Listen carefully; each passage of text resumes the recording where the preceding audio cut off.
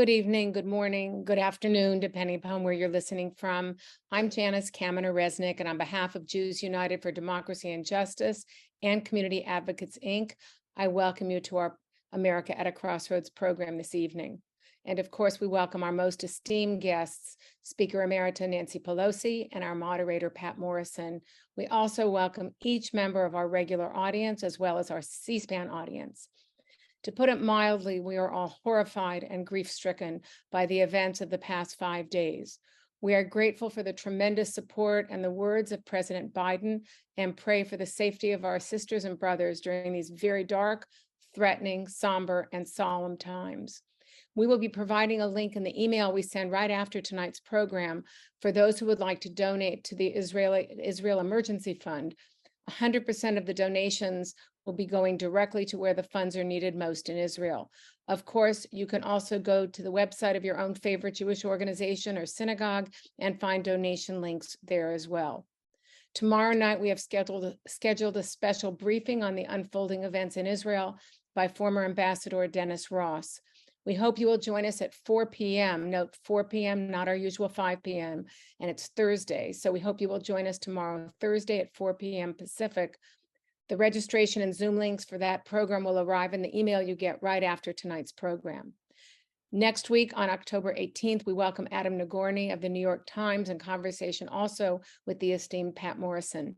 Adam Nagorny covered the 2020 presidential race for the New York Times and is the author of a new book about the Times that was just released to bookstores this week. The program's title, The New York Times and the Transformation of Journalism into the Digital Age. Now for a few more program highlights, my colleague David Lehr. David?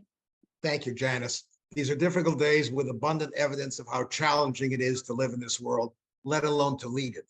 In fraught times such as these, we're especially fortunate to hear from a truly historic and path-breaking figure who can provide insight and a context through which we can process the churning events around us. Before first proceeding, I must offer a special thank you to Hope Warshaw, a member of the Community Advocates Board, for securing her good friend, Speaker Emerita Nancy Pelosi, for us tonight. We're grateful for Hope's continuing support and assistance. Following the evenings that Janice just mentioned, we'll host one of our most popular guests, Neil Katyal, the former Solicitor General of the United States. Neil has argued some 50 cases before the United States Supreme Court, and he'll be chatting with LAist Larry Mantle on Thursday, not our usual Wednesday, but Thursday, October 26th. The following week, back on our normal date, Wednesday, we host another return newsmaker, David Leonhardt of the New York Times. He has a book that's just coming out, Ours Was the Shining Future, The Story of the American Dream.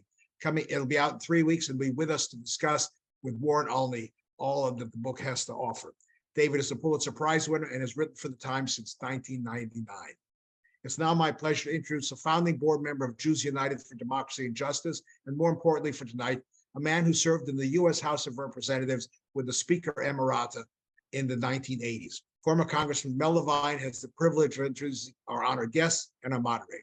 Mel? Thank you, David. I am so pleased that we're hosting former Speaker Nancy Pelosi this evening, and she certainly needs no introduction, so I will be brief.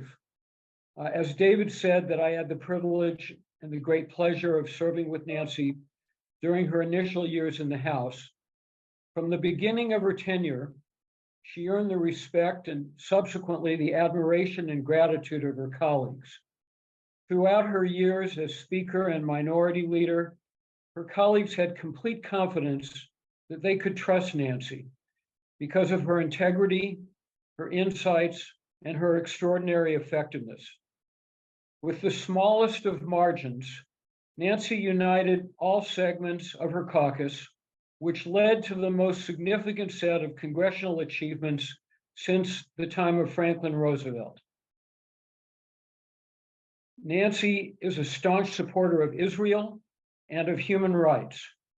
Her leadership was indispensable in accomplishing the legislative victories that occurred while she was Speaker, especially at a time when the foundations of American democracy are under attack, led by a former president of the United States, no less. America owes Speaker Pelosi overwhelming thanks and gratitude for her leadership and courage. Speaker Pelosi will be interviewed by Pulitzer Prize-winning columnist for the LA Times, best-selling author, and fortunately for us, frequent moderator on America at a Crossroads, the terrific Patt Morrison. Thank you so much. And thank you to the organizations that make programs like this possible, because they are so important in furthering the dialogue that we hope to maintain in this country. And to Speaker Emerita Pelosi, thank you very much for joining us at this critical time. It makes a great deal of difference for all of us to get your sense of what's going on and the bigger sense of where it's taking us. Thank you again. Thank you, Pat. It's my honor to be with you. And I was so looking forward to the fun of having our conversation together. To be introduced by Mel Levine is indeed a personal as well as official pleasure for me. We've been friends for a long time, since he was in the state legislature, and I was honored to serve with him in the Congress.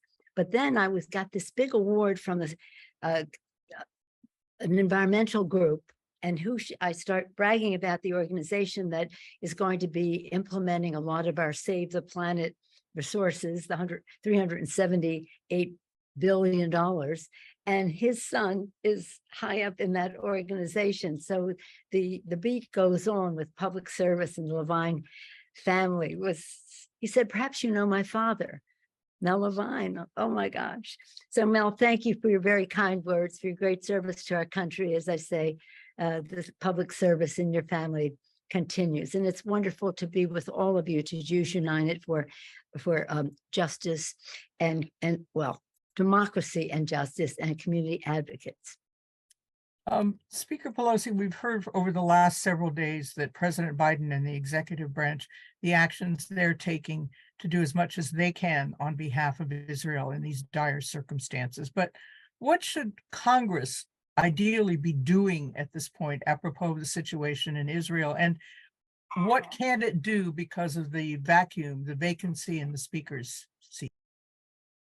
Well, we're very proud of the president.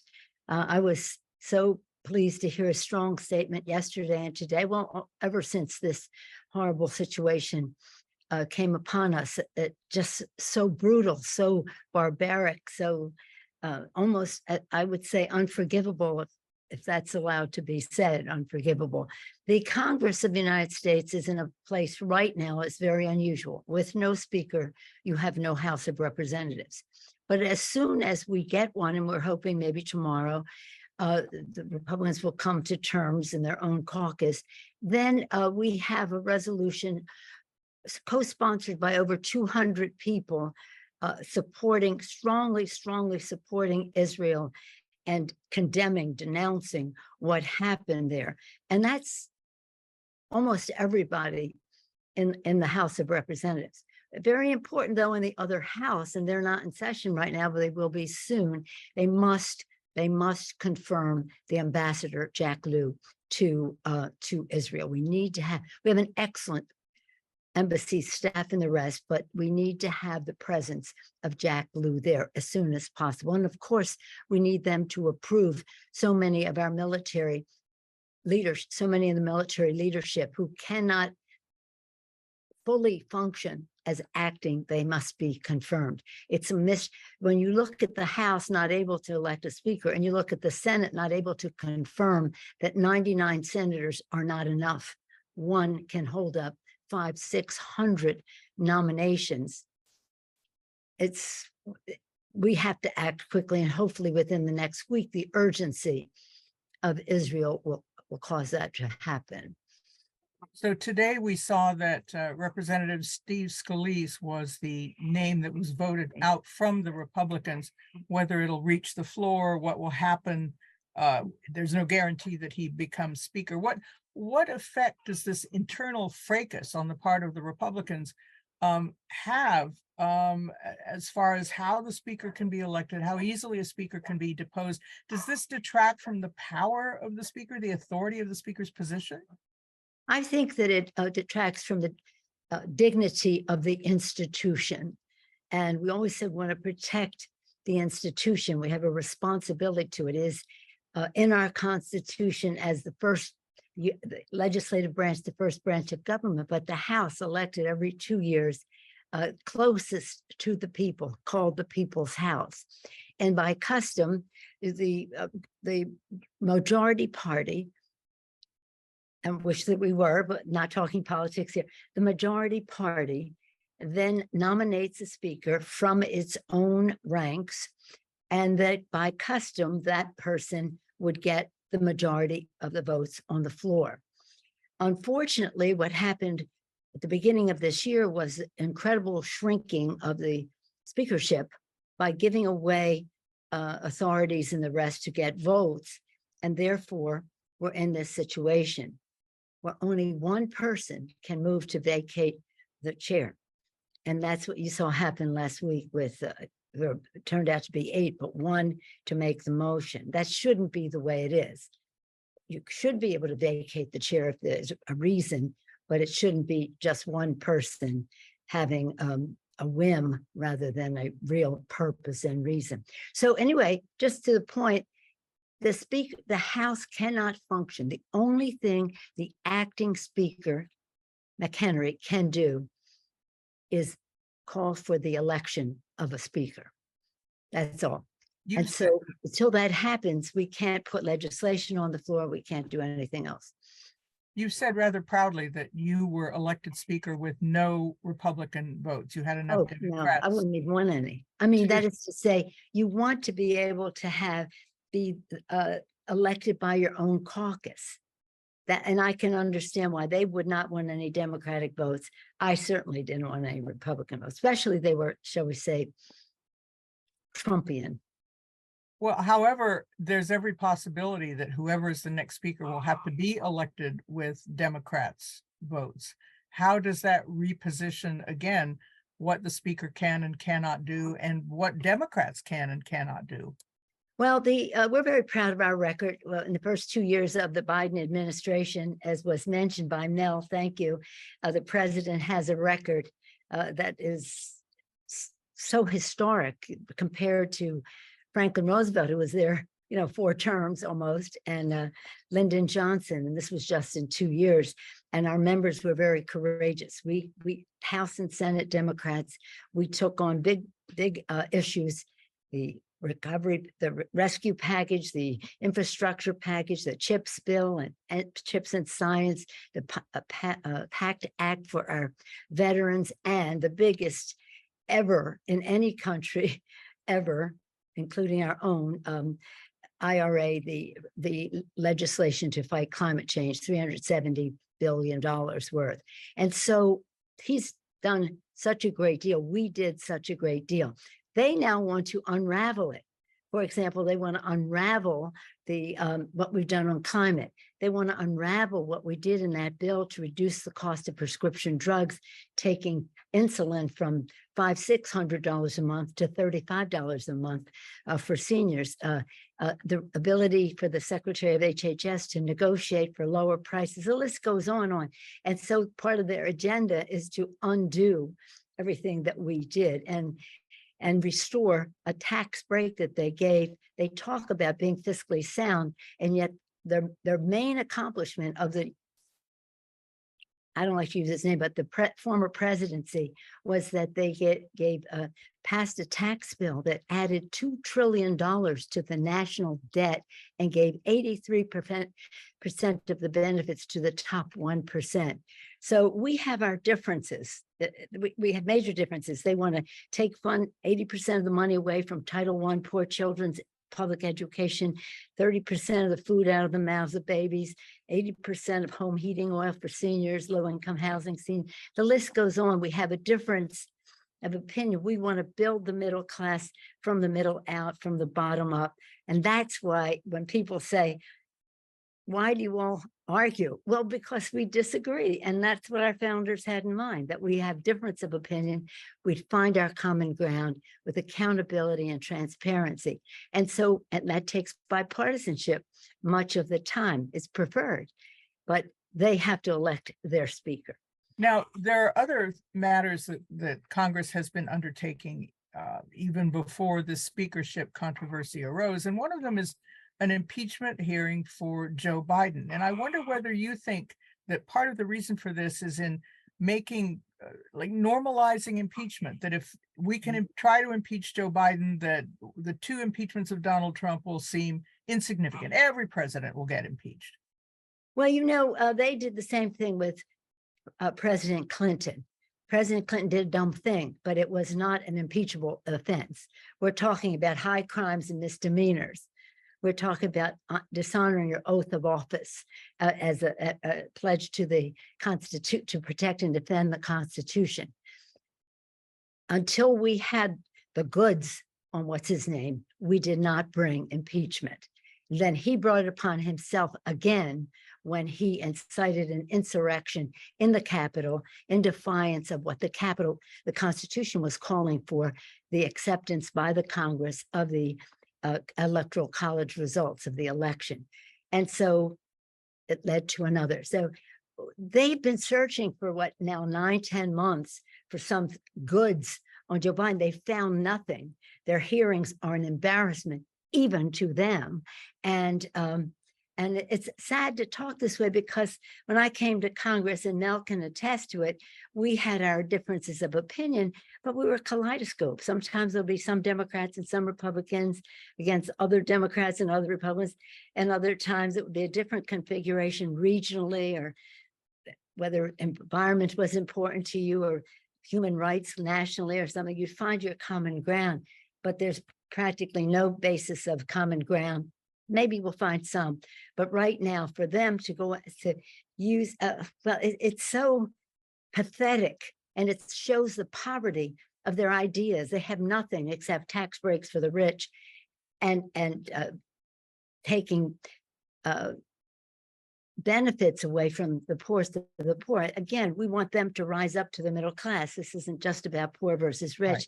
It's about a strong democracy, which we think the middle class is the backbone of that democracy, and we want to work to strengthen it. My view thinks that the middle class has a union label on it, but then again, we have more differences with them.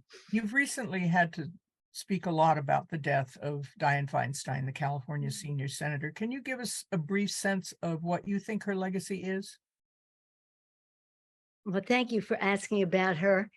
She and I, as Mel may recognize, we were not exactly on the same place on the political spectrum, but we were friends, neighbors, close friends. My daughter, we always teased our daughter and said, if Diane and Nancy were running against each other, she'd probably vote for Diane. She loved her so much. She was our good, kind, sweet neighbor.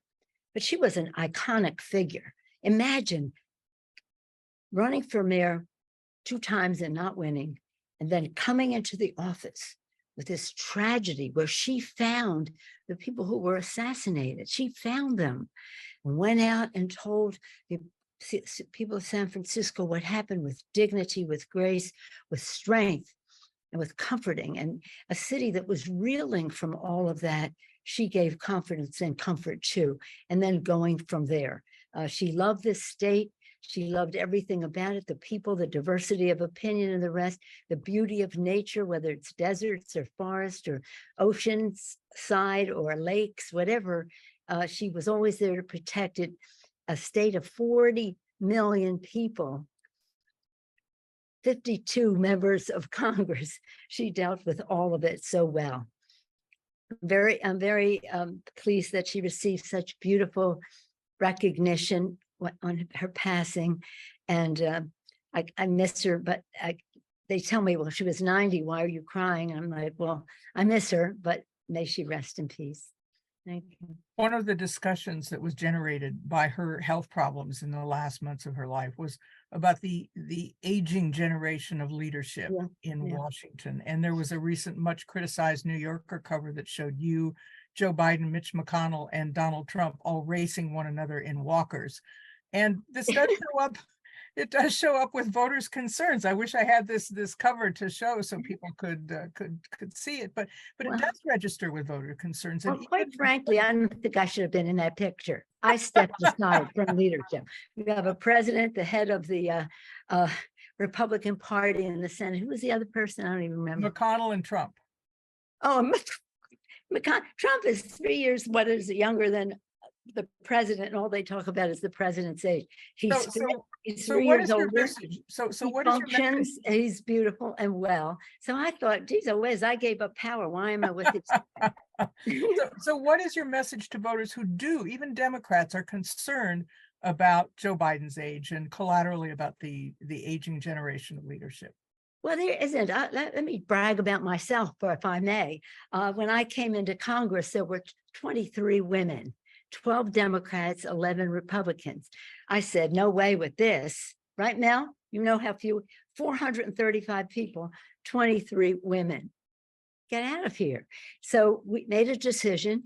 We made a decision. Now we have 95 Democratic women. They have 30 something. They've increased their numbers recently, but we're 3 times that many.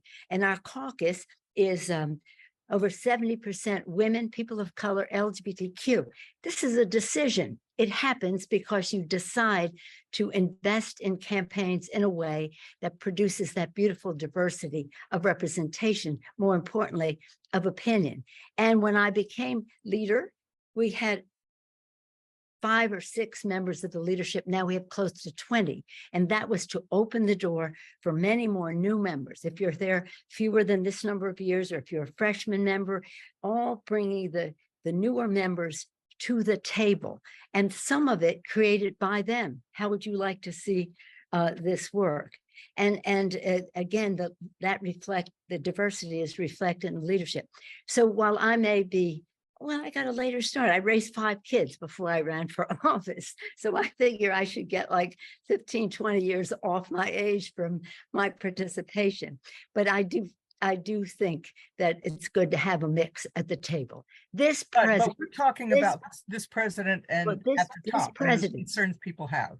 But yeah, well, first of all, elections are about the future. And this president has accomplished so much, but he's not saying I deserve it. He's saying I proved I can do it, and we have more important work to do in the future. We have unfinished business that we haven't got completed, and we have to do that for the future. And I showed you I can get this done. He has a beautiful vision for America. He has knowledge of legislation, and for decades as a senator, as a vice president, as a president, he has strategic thinking about how to get things done. And he has a good heart. He knows and he cares.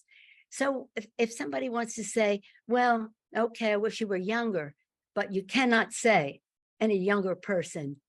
People want to know if he can put 2 sentences together. Well, he put the world together to help fight in Ukraine. He just done remarkable things. So, okay, you don't like, that box you don't like it, but don't underestimate the fact that his experience, his wisdom, his judgment that comes with age is a great advantage to our country. And that we just have to make sure people know about the future of what he'll bring to it. When it comes to the 2024 election, President Biden's numbers have been consistently under 50%.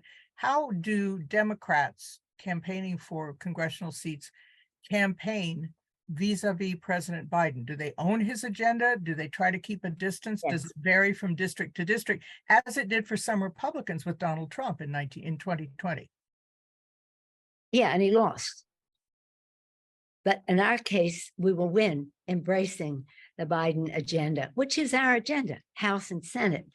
Some of these, I represent San Francisco. It took no courage for me to vote to give a tax credit, to a child tax credit, and that people would describe as adding to the deficit, while they had no, as I said before, no problem giving tax breaks to the highest end in the country. But anyway, the thing is that Lincoln said public sentiment is everything. With it, you can accomplish almost anything. Without it, practically nothing. I think we have to recognize that people receive their messaging. Communication comes to people in their own way. And you will see this president conveying his message, his proposals for the future his vision, his knowledge, his strategic thinking, his heart, his empathy for the people, and Democrats will happily embrace what he did. And let me just say this, because I think it's really important to note that when in the last election, remember the poll said we're going to lose 30 or 40 seats. I, as speaker at the time, said that isn't true. I kept telling all these wise guys on TV and wise gals on TV, you don't know what you're talking about. You're sitting someplace, you are not in the districts. I am. And I can take you district by district to show you how we're going to win. And it was with a contrast. Your elected official voted not to accept democracy, against the election. You're voted against a woman's right to choose, against fighting the climate crisis, against gun violence prevention. That's what your guys did. And our person was on the other side of those issues, whatever the contrast was for that particular member. We lost 5 seats, not 30 or 40, but 5. I thought we could have won it. We lost 5 in New York. They'll win them back. We'll be back in power soon. 13, 14 months, but it wasn't what the polls were saying at all. 30, 40 seats. You remember the red wave? It turned into a PP, red PP. Well, how many seats are on? Forgive it my crudeness. I think we're mostly amused by it, but how many seats do you think are on the bubble, to use a Hollywood term, that are up for grabs? We have a large number on the bubble because they're going to have to answer for this chaos. I mean, whatever it is, we respect our democracy. Who wins is in the majority, and then that's a negotiation. They won. They can't even elect a speaker. They can't even keep one in office for 1 year, and we're still having a hard time for them to elect a speaker, much less follow an agenda for the American people. President Biden, one thing you have to say about him, his agenda is not the boardroom table. It's the kitchen table of America's working families. And every issue he is there for, raising the minimum wage, reducing the cost of prescription drugs, all these things are exactly what they are against. And people have to know that. You know, people say we have to speak truth to power. Yeah, but we also have to speak truth to the powerless to make sure they know who's keeping them that way. And that's their friends who are, shall we say, share some of their social views.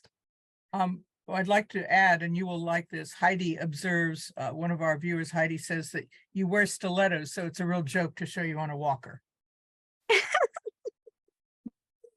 Guys, you know, I saw that, I thought, I didn't even hear about it. So you said much, but I didn't even hear about it. But I was throwing stuff in the trash at home before I came back to Washington. And I said, is that me? They have me on a walker? They forget how much dark chocolate I eat every day, how Italian I am, and how high my heels are. It's not only about campaigning when it comes to any races in this country anymore. It's about reapportionment, redistricting, who runs the elections, the law, the rules that are set. Federal elections are federal elections, but whether you can vote in state A and not vote in state B comes down to local and state regulations and officials. So what can Democrats do about these hurdles that seem to be being put up in terms of voters, and to the reapportionment that we saw changes in Alabama that were court ordered, but other states are digging in their heels and saying, these are our districts? Well, we are having great success.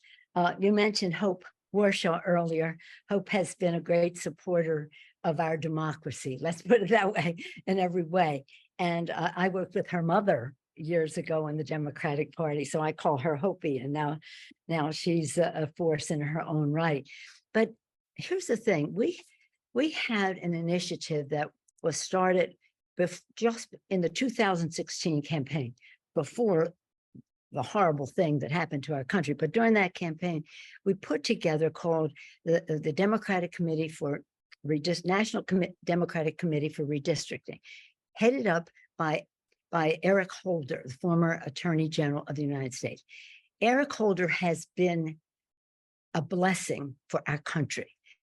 He knows the law, he knows the courts. He is a magnet for talent to come pro bono and other resources to help. we've had such victories in this, even in the Supreme Court, on our cases that he has brought. This is scientific, it was disciplined, it was led magnificently by Eric, and people have helped us because they saw a plan and they see some of the successes. So it is making a difference in the rate. And when you have a difference, they have a 4-vote margin, 5, one person will is sick or something, but 5 altogether. We had 5, then we had down to 2 in the end when we were passing bills for one reason or another. We're down to 2 because people left for other purposes, some of it that relates to Israel, as a matter of fact. But the thing is that this is important. Now, the most important thing, in my view, that we can do, and if I were speaker, I'd probably not say this because I don't criticize the other body, is to get rid of the filibuster. If we get rid of the filibuster, the 60-vote requirement, we can pass our For the People bill. This is a bill that was largely written by John Lewis before he passed away. And then tied with that is the Voting Rights Act, which is named for John Lewis. Put them together, you will stop voter suppression, you will stop the role of big dark money in politics and elevate the role of small donors and the grassroots. You will have nonpartisan redistricting by doing it by commission, which we have in California. And you will, again, give people confidence that their vote matters, that they're as important as anybody, and that they should not have any cynicism or skepticism about what happens, because their voices will be heard. But we get it to the Senate and it takes 60 votes, and the Republicans will never vote for democratizing the electoral system.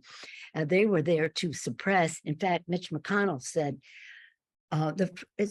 money is not the problem, and too much money is not the problem in politics. Not enough money is the problem. Like big, dark, not enough money. Give me a break. So we believe that if we could win 2 more seats in the Senate, pull back that filibuster, and maybe just for certain things that relate to the Constitution, like a woman's right to choose, immigration, gun violence protection, ending voter suppression, some things like that, we would have more safety, more freedom, and again, more participation in elections. Speaker Pelosi, you mentioned Israel, and a lot of our viewers want to know your take on what's happening right now with Israel and Hamas and where you think this might end up.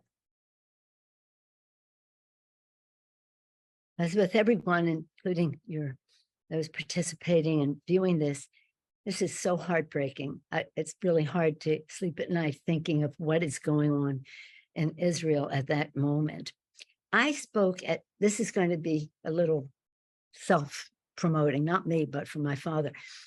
I was invited to speak Sunday at Temple in San Francisco. They had a big, huge turnout, but everything, the balconies, everything filled.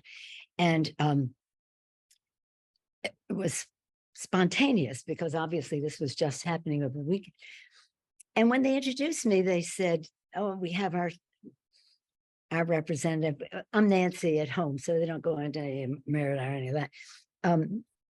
She has been a voice in the wilderness so often for us. And I thought, I haven't been a voice in the, I've been a part of so much. I said, but since you use the term voice in the wilderness, I'll tell you about my father. My father was a voice in the wilderness. He went to Congress as a New Deal Democrat, worshipped at the shrine of Franklin Roosevelt. You can just imagine. He was one of the earliest Italian Americans to serve in the Congress, in fact. His mother was born in Baltimore. He didn't speak Italian, but he spoke Yiddish because he was a Shabbat goy and he would light the fire, about some of you know, anyway. So in any event, when he was 21, he ran for office the first time for state legislature, then city council. Then when he ran for Congress, speaking Yiddish, he was out on the campaign trail. There was something called the Berkson Group, something where they had pageants and they had parades and they had rallies about two things. And he was out there speaking Yiddish, this Italian American. One was the establishment of a Jewish state in what was known as Palestine.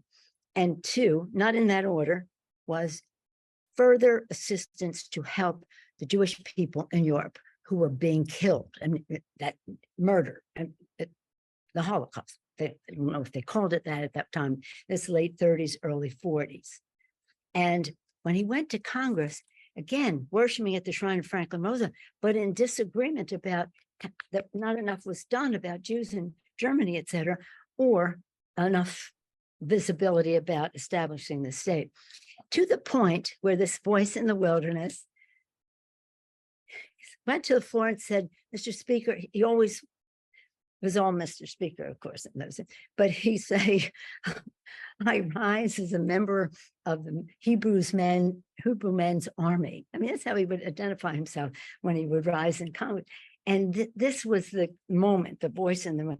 He gets there, early 40s, and he says, Mr. Speaker, and he quotes from records that show that he said, in Europe right now, people are being murdered for what they believed in. The record shows that at least 2 million people, Jewish people, have been killed. This information is well known to the administration and in the archives of the State Department. That was quite an accusation. It was not welcomed by the Roosevelt administration, but nonetheless, it was his voice in the wilderness at the time. So when I was speaker and went to Israel the first time as speaker, I'd been there before, but first time as speaker, the newspaper said, Speaker Pelosi comes by her support for Israel naturally. And I took great pride in that. So going back in history as to when it was established and what the hope it was for Israel and the beautiful country that has been all of this time, oh, many things. And of course, we have some concerns about some things going on internally in Israel, and also the situation with the Palestinians. Right, but to bring it But to that does not justify barbaric, brutal murder, but it's completely wrong and must be denounced and condemned. This is a horrible thing that has happened, and anything short of a denunciation. I don't care what you might say about, well, they should have done this, they should have done.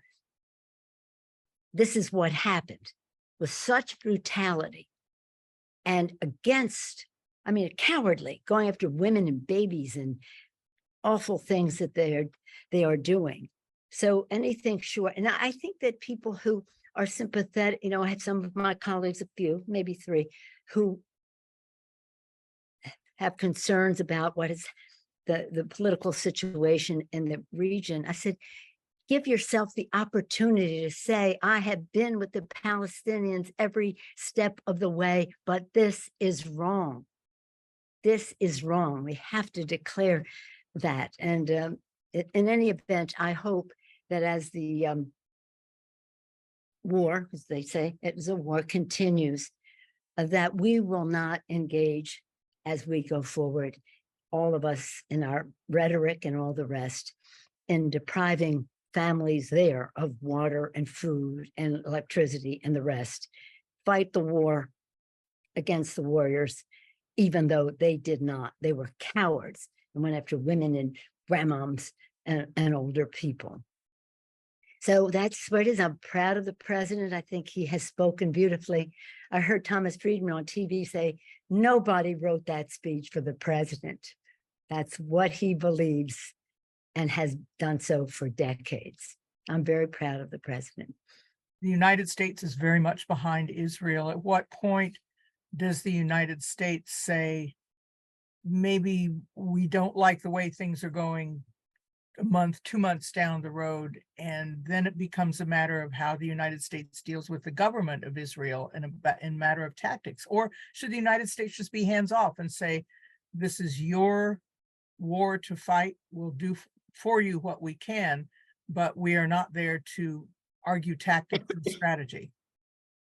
Well, let me just back up for a second. We have been for a two-state solution and continue to be so. So that has been a disagreement with the powers that be, or the power that is in Israel. And what's interesting, Pat, I think, you saw 100,000 people in the street, and that's a lot of people in Israel, opposing what Netanyahu wanted to do with the courts, undermining their democracy. And they're saying, we fought for a democracy, not for this.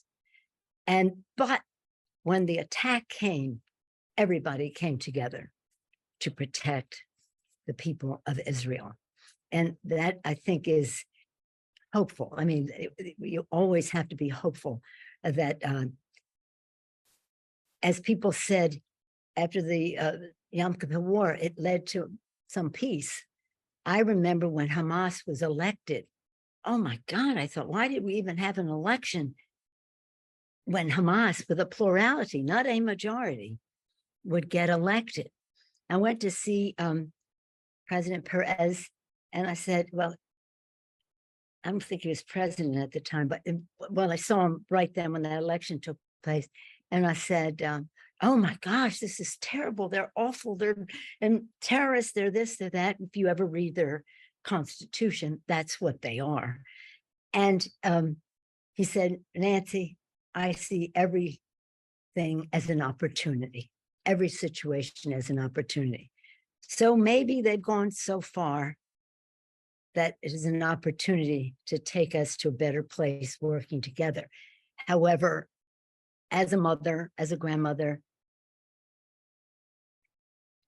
it's very hard for the people of Israel to heal from what they had been through, the loss of life and the rest. So it would take time and, in my view, not the present government of Israel, but nonetheless, that's up to their democracy to decide to bring people together. And the unity government, I think, should give us hope that something good some progress could be made down the road, because Israel is, it cannot be squandered. It's something so great, and our shared values of democracy, the lone democracy in the region, in our strategic interest to support Israel as well.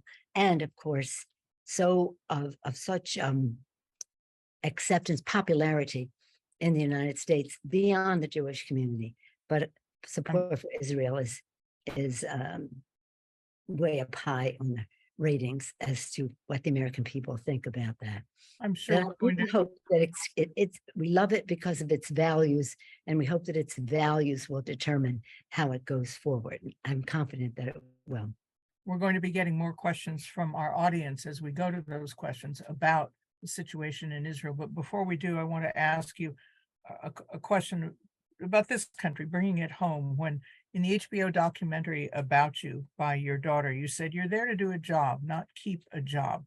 Mhm. But the job of public service, with the turmoil and the threats and even the violence that you know very well directed against public service, right down to school boards, what is the longer term perception of public service in America when the cost is so great to anybody who wants to enter into civic life? What's to become of civic life? Well, I think I'm probably a victim of that more than most people, and I hope that nobody is more of a victim than our family. They came after me and got my husband, and he's such a lovely person. He's not even political. He can't even put up with some of the things I do and say and go after them on. So gentle, such a gentleman. The thing is, I think that in the next election, I don't know if we can talk politics here, but from a civics standpoint, I think in the next election, if we can come together, whoever we elect, whatever party, but it would have at least a commitment to democracy, at least an honor of the oath of office that we pay to protect and defend the Constitution. Differences of opinion, that's what a democracy is about.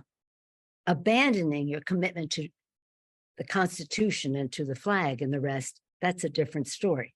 It's patriotism or not. And so hopefully, though, we can, as we present our differences, do not become fear mongers, but reaching out to try to bring people together. And that, I think, will take us to a better place. because there are some rough characters out there. And as I love your mug. I saw it said women vote. As I encourage women, again, continue women, vote for women. When women succeed, America succeeds, all of it. And as I say to women, it's hard. They say to me, we could never take the criticism that you get. I say, yeah, but my kids were like a senior in high school and in college when I went into this. They weren't little children going to school where somebody will say, I saw your mother was this, that, or the other because somebody lied about her on TV. And again, that's the easy part. The physical violence and all the rest is scary as well. And some women say to me, I'm walking down the street and all of a sudden my neighbor crosses the street not to talk to me because she saw an ad on TV, which wasn't true, but nonetheless, it's out there. But I tell women it's so necessary. Know your power in all of this. Not that men aren't wonderful at the table, but we need women at the table as well. And that diversity and the diversity of color and inclusiveness is so important as well. And it takes bravery now to do that, given the things people have to face and put up with. Well, see, what I say to them is only do this if you know your why. Why are you doing this? What is it that motivates you to do this? My why, I never sought to run for office, never. And Mal can attest to it. No, I wasn't even on. I was chair of the California Democratic Party in the back, putting other people forward, but very shy about myself going up there. Well, that was then. In any case, the know your why. Now, my why was the 1 in 5 children in America who lives in poverty, goes to sleep hungry at night. How could it be in this greatest country that ever existed in the history of the world that children are going to sleep hungry because they're poor night after night? And so that's what got me from kitchen to Congress, housewife to House Speaker, the children. All right, Speaker the Pelosi, we have a lot of questions. I know people. No, but what the point is, you can take the heat if you know why you're there. Okay. Barbara wants to know what you think the chances are of getting a supplementary package adopted for Ukraine and Israel. Yeah, I think that's a pretty good chance. There seems to be, well, we want to put disaster assistance in there too, because it's very urgent in many parts of the country. It'll be a package that has those two things, maybe more. And they even have, the Republicans have said today at a meeting that they wanted Taiwan as well. So that might be in there too, but that would be a small amount compared to the bigger numbers. And I think so. Now, there's no question that the votes are there, but there'll be 300 votes at least for Ukraine if it were on its own, with Israel even more. And whatever else they add will only add to the number. But it's a question of that one person being able to bring the bill to the floor. And you have to have a speaker to do that. But it would pass the House and the Senate, yeah. And that's why the sooner the better. Helen wants to know, do you think there will be a woman president in the near future? I certainly hope so. I always thought, Pat and Helen, that there would be a woman president long before there would be a woman Speaker of the House. This is like the marble ceiling of all time. These guys were standing in line for over 200 years. I'm next, you're next, I'm next, you're next, and it goes on and it goes on and on. So when I ran for leadership, they were like, who said she could run? Oh, please. You think I'm waiting for you to think when I can run? But in any event, poor baby. Then they said, make a list of all the things that the women want and we'll do them for you. Now that's really poor babies. But anyway, in that light, I thought, certainly the American people are more with the idea that a woman would be president. And I'm sure it's on the horizon. I hope it is a woman, though, who's there, again, not as a woman, but as the best possible person and there to protect a woman's right to choose. That's a big difference between the parties and that. I just want to make one point. People always say, how come these other countries have women heads of state? Well, because they're parliamentary government. All you have to do is win in your party and have your party win in the country. Boom, you're the prime minister. But in our country, you have to run in the whole country to be elected president. So it's going to take more, but it has to happen. And when it does, it will be such a a beautiful thing for girls, for boys too, for everyone to know that anyone can be president, and a message to the world that we have finally arrived. A reminder for all of you that the link to donate to the Israel Emergency Fund, 100% going directly to Israel, you can see here on the site. So that's where you can find that answer if you're looking for where to donate. Now we have a question from Eric who says, does the problem solvers have a possibility of adoption? Absolutely not. No. What do you mean? I don't know what you mean. Adoption of what? I guess he means passing Congress, both houses of I Congress. don't know. I mean, the point is, I've never seen one of those Republican promise solvers vote for against any bad thing the Republicans put forth. So they may be a good PR thing back home to say I'm a problem solver. And I respect all the problem solvers that we have in Congress, but I've yet to see the Republicans vote against a bad rule to bring a terrible bill to the floor. They have by and large been enablers of the Republican agenda. I know that doesn't sound nice, but you asked me, so I'm telling you. Sid wants to know whether you still get intelligence briefings as you did when you were in the Gang of Eight. Well, not as a Gang of Eight, because that's of the highest caliber, but I had one this morning with other members. But the Gang of Eight or the Gang of Four, being the speaker or I was the top Democrat on the Intelligence Committee, have 30 years of intelligence. Nobody in the leadership ever had in modern times any security credential. So as a woman, I went into leadership with all these years of experience, not some of it while I'm a leader and some of it before. 30 years of experience in intelligence. So I can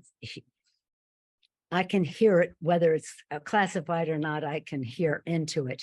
And yes, I do get briefings. And if I wanted more, I could have more. But I'm very proud of the new leadership that we have, and I want them to have every advantage without my coming around and saying, well, I might interpret it differently. No. You're not going to be mom. I'm not the mother-in-law in the kitchen saying my son likes his stuffing this way.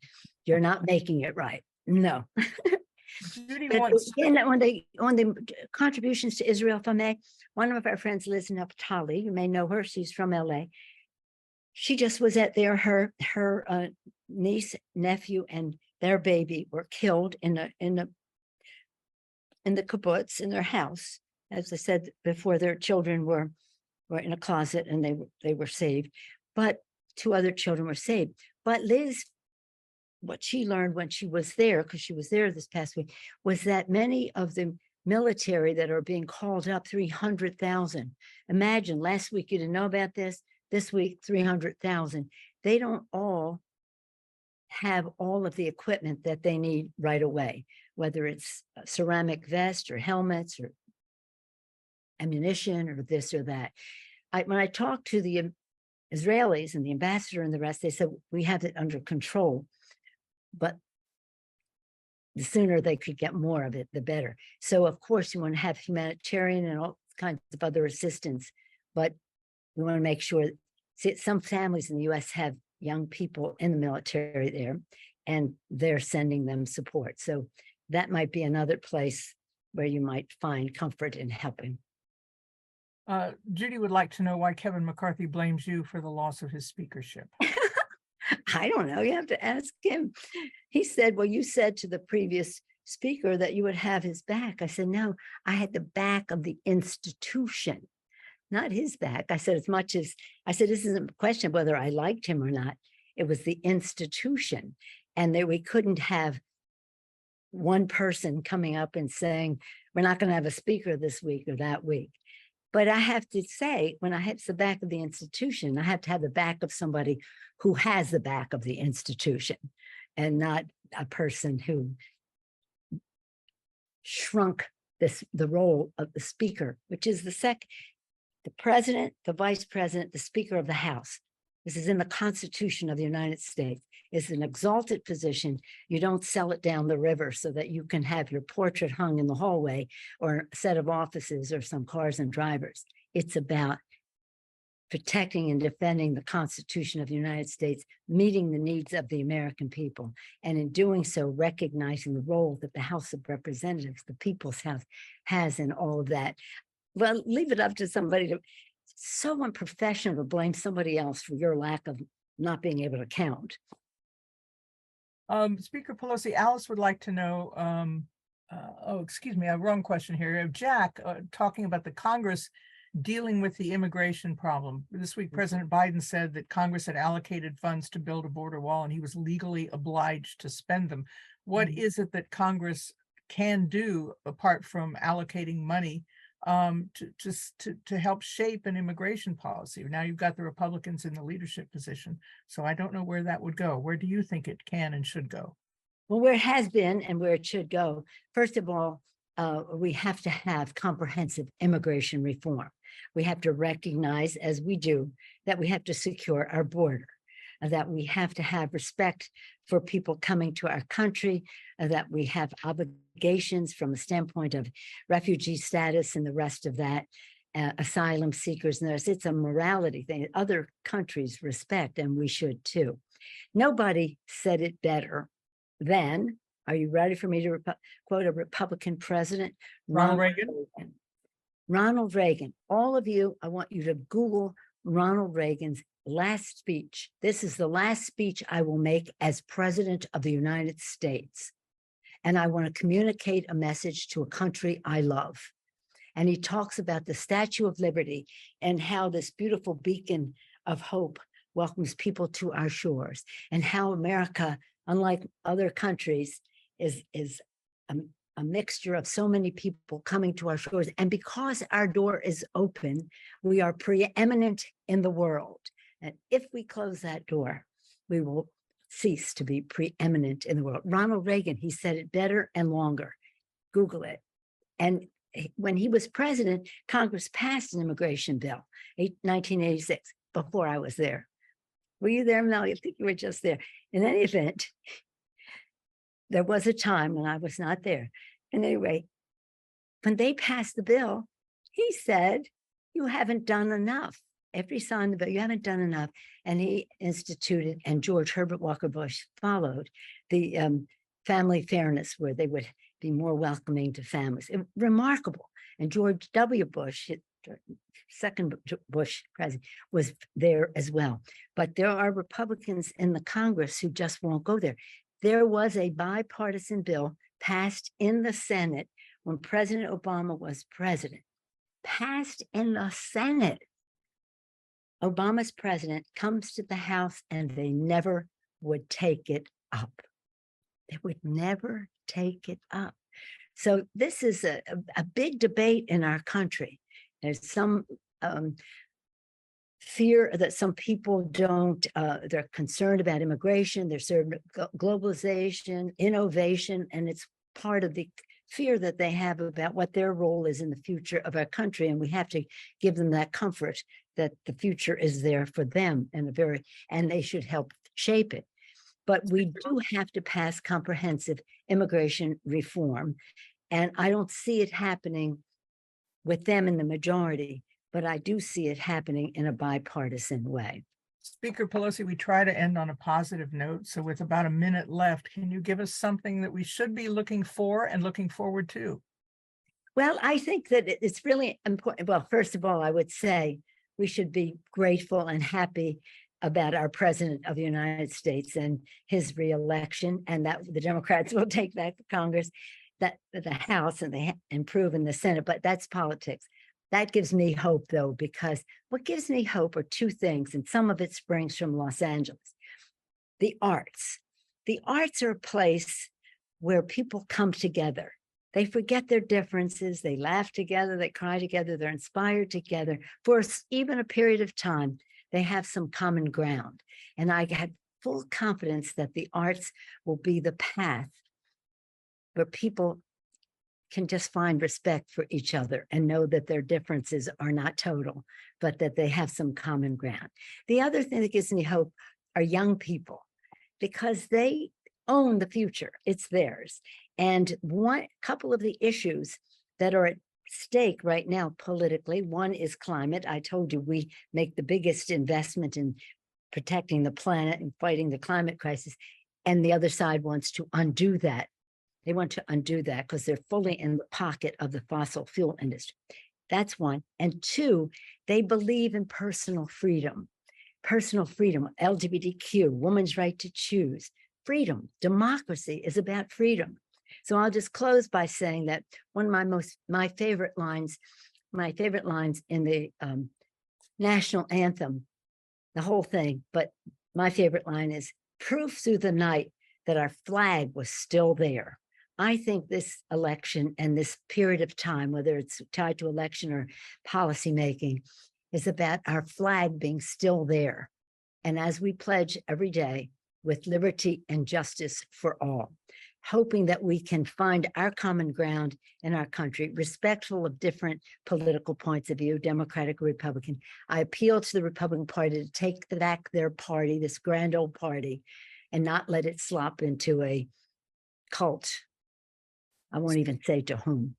But again, if we can get through this next period, I think that unity, transparency, accountability, democracy will be not only wonderful for our country, but continue to be a model to the world.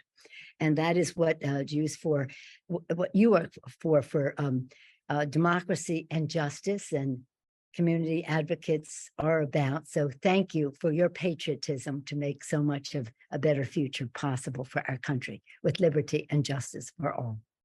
And Speaker Emerita Pelosi and huge Deadhead fan Nancy Pelosi. Thank you so much for joining us. We're very grateful for your time tonight. Thank you. My pleasure. I'm honored to be interviewed by you, Pat. Thank you so much. And thank you all. Bye-bye. We want to remind you that tomorrow at 4 p.m., not 5, you will be able to see Ambassador Dennis Ross talking with Madeleine Brand in a special briefing about the crisis in Israel. That's at 4 p.m. Pacific, 7 p.m. Eastern, not our usual time, but be here tomorrow for an extended analysis of what's going on. Thank you for joining us tonight. I'm Patt Morrison.